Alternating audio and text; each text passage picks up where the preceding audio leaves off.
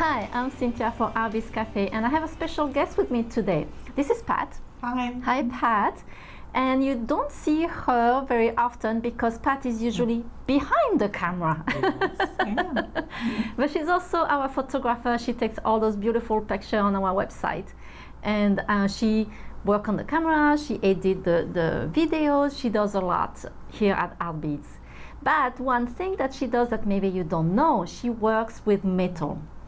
And I'm always impressed when she comes to work and she has those pair of earrings that she creates by herself, everything from scratch, right? Yes. You use metal, you work the metal. So Yes. today she's going to give us a little lesson. She's going to show us what she does.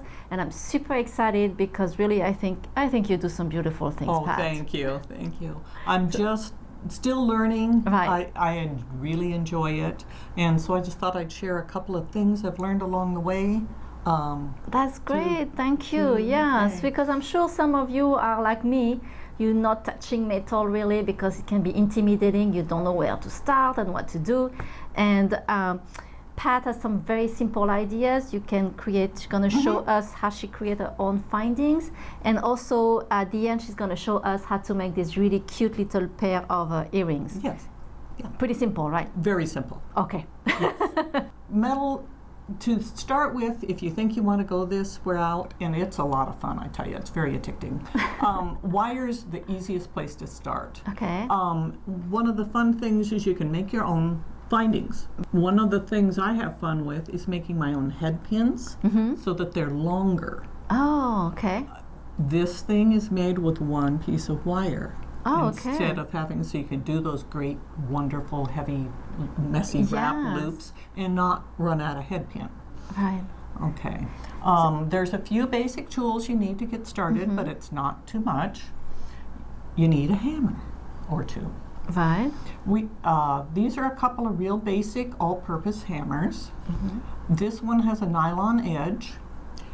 Okay. If you make your own jump rings, when you first do your wire, and let's talk about wire. Probably the best place to start, the one I use most often, is 20 gauge. Okay.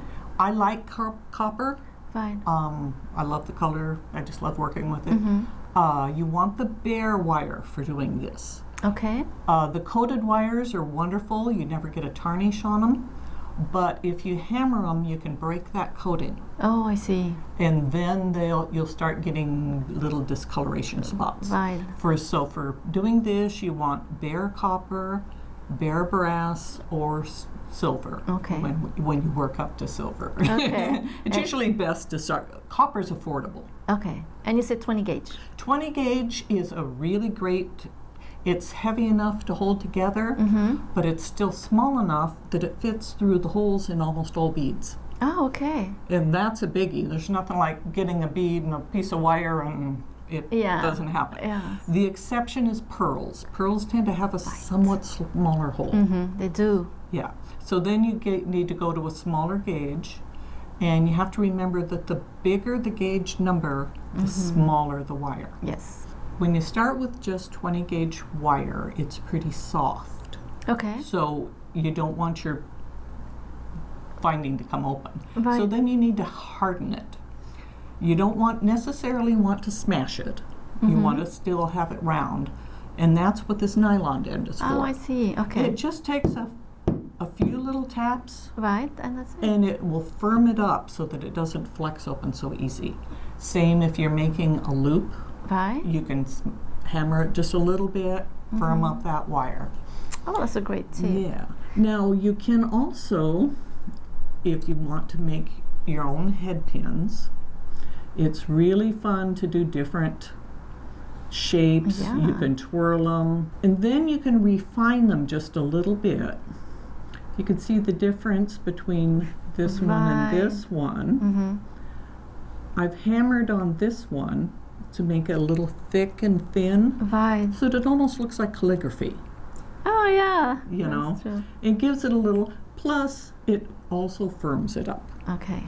And you can take a piece like this or a spiral. You can make head pins, you can make links, Oh, that's true. drops, whatever your imagination. And from here, of course, you can put a loop on the end and put another drop. Go as far as you want. Probably the head pins are a great place to start. And this is just a simple paddle. I love that. I love just the simple design of a paddle for head pins. Yeah. It's And really fun. how you do that is just to lay it down. And then you roll it over. Okay. And it takes that long. And that's it. Oh, this is That's great. it. Now, they don't always come out perfectly round and smooth because it's been a cut wire. So then you just take a file, smooth it off a little bit. And that way also if there's any sharp points, Right.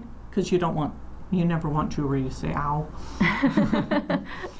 Then you just round it off, you're ready to go. And that will, it's just enough that a bead won't fall off. Okay. Okay. Oh, this is so great. I love it. Okay. Another one that you can do like that is a little bit longer. Okay. And then you take your round nose pliers and roll it up. Like that. Oh, that's cute. Hammers. To get started, this is something I found pretty versatile. Okay. When you go to hammer things like this, you want a domed edge. Okay. And this texturing hammer happens to come with a nice domed edge. Right. If you try to do it with a really flat hammer, you end up with dings. Oh. Okay. That's a great tip. Yeah. These are great. They unscrew. They come with several different little texturing things. And this piece is actually what I used to make those earrings. This one. And they just go on here. And you change them out. Now when you're doing most of this, it's not like driving nails. Okay. You want to just do a gentle whack, whack, whack. We're not going full force. We're right? not, yeah, Okay. you're not going too far. So I actually, for this pair of earrings, I started with just these simple copper washers. Wow. Okay. Textured them with the checkerboard. Okay. And then you use a dapping block. I think you did a nice demo a little while ago on how to do a dapping block. And then that gives it that little curve shape. All really easy to do. Doing this is where you would use this end, so you don't kill your tool as you're dapping. So on those blue earrings, you added some. Oh, I used the vintage patinas. Okay. Okay, and because you did some texturing, this is why you have the color going here and there. So the texture helped the colors to stabilize on the. This is great. Yeah. So put the patina on. It settles over the whole thing, and then I just used a little bit of steel wool. Okay. Or you can use the sanding block. Steel wool I thought went a little faster. Okay. 4/0 steel wool. And just you rub it across, it takes off the top part and leaves the color in the dips. Okay. So it's quick and easy to do. Yeah, it's beautiful. I was wondering, how did you do this color? Okay. And you could probably also use gilder's paste to get the same type of effect. Okay. Yeah. Great. So then, what other tool do you have? Of course, for working with wire, you do need a good pair of cutters. Right. Whenever you cut wire for a jump ring, you need to remember that it's not truly flat on the ends. There's always a little ting. So then you're going to want to file. Okay. Open your jump ring up, file those a little flatter, and then when they close up, you almost don't see the seam. The nice thing about making your own jump rings when you're doing a wrap or something is that you can use the same gauge wire. Right. Yes. So then the whole thing matches. Yeah. And that's something that the problem is you don't find the jump ring that goes with. Yeah, unless you have a bazillion jump rings in your arsenal. Okay. Yeah. Now on this pair of earrings, I used a little heavier gauge, 18 gauge, folded it around a mandrel. If you don't have a mandrel, you could use a pencil or anything round. Get the ends even, and then you just use your round nose pliers, turn it under, and then grip close and turn it back. Right. And you get that cute little finale. Yeah, it's really cute. Then you just put it on the block and hammer it this way, hammer it that way, gives it a little bit of texture and hardens it. Right. Then whatever bead you want to suspend in the middle, this is just basic wire wrapping. On this, I used like 24 gauged wire to wrap. Because it's easier to wrap. It's much easier. 24 gauge. Yeah. 20 gauge is even, I find, hard to wrap. Okay. Yeah. I prefer 24 or thinner. Right. For wrapping. Okay. Yeah. Those are so cute. Shall we clear some space here and make a pair of earrings? Yes, let's do that. Okay, we're going to show you how to make up this little pair of earrings here. We're going to start with a piece of 20 gauge wire, and you need 6 to 8 inches. Okay.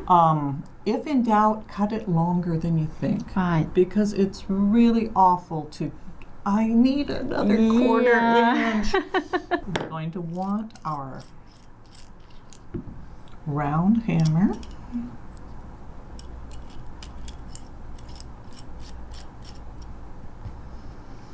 And we're going to make just that simple paddle.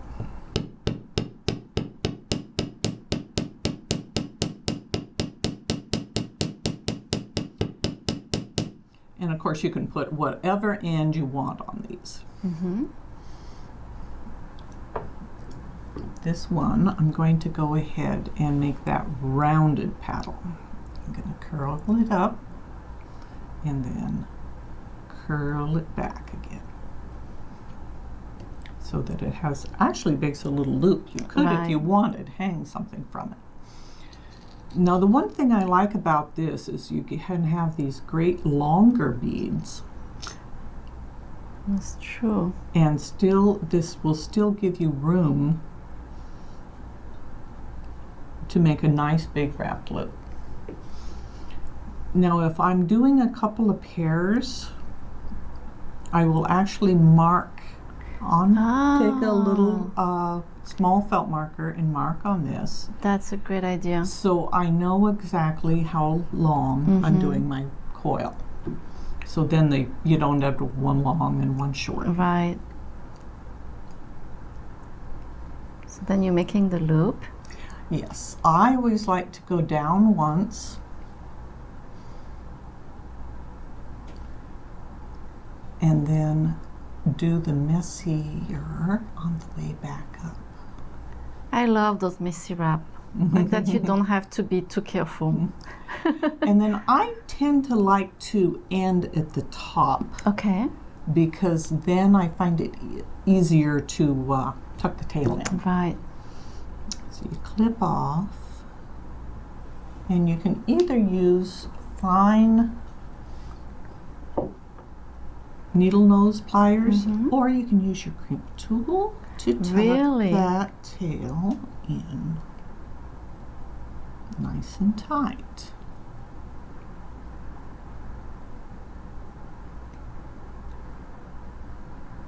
I never used a crimp tool for that. That's a great idea. And then of course you can just adjust any of those. And now, and so I only had about 1 inch left, so that took about 7 inches of wire. Okay. Okay. So, and if you're cutting off 1 inch, perfect. You're just going to take that and you're going to turn it into jump rings anyway. So don't throw away. Yeah, don't throw away. If it's big enough to go around your mandrel here, just make some jump rings. Look at that. This is great. Normally, I would take the time to really flatten them, but now we're just going to give them a little knock. to harden them up. I'm using the nylon end, so I'm not actually flattening the wire. If I were to use a hard edge, it would make it square. Okay. You just want the wire to strengthen. Yes, I just want to strengthen that joint.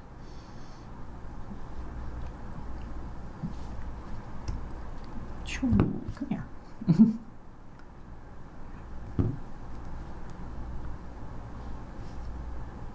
And then you just put that on. Straighten it out. Now, sometimes when you make your own jump rings, you end up with a little gap. Right. And so you push it back and forth until those ends close up nice. And there we go. Then you just add your whatever ear wire you want, and you're ready to go. And they're quick and easy. That was really quick and easy. Thank you so much, Pat. You're welcome. I love that. I love the fact that you can play and make your own eye pin and head pin, and you really convinced me. Oh, good. I'm gonna make some head pins now. Okay. But thank you so much for coming. You have to come back. I love the jewelry that you make. So happy that you were able to show us what you do and your passion, apparently. Okay. Yes, my new passion. Well, thank you so much for joining us today at Artbeads Cafe. And please make sure to subscribe to our email newsletter, and you will be the first to see our great promotion and some new ideas. So, thank you very much. Merci beaucoup. Au revoir. À bientôt. Bye.